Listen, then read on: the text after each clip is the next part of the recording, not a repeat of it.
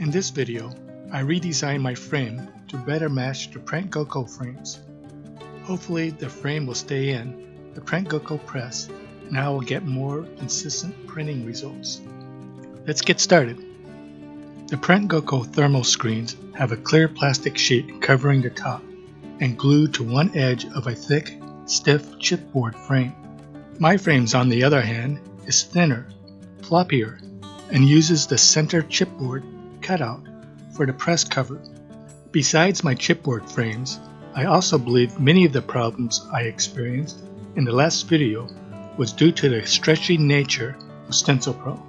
I believe the only thing I can do about this is to avoid images with large open areas. Instead, stick to images made up with mostly lines and dots.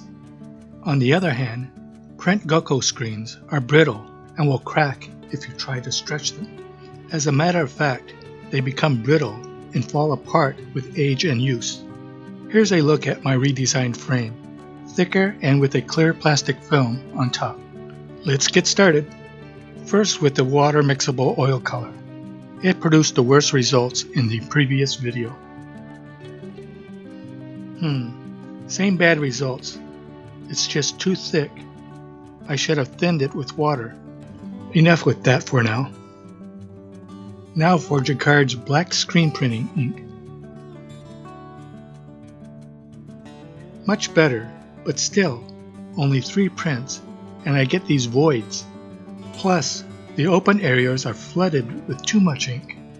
Kudos to the Print Gocco engineers.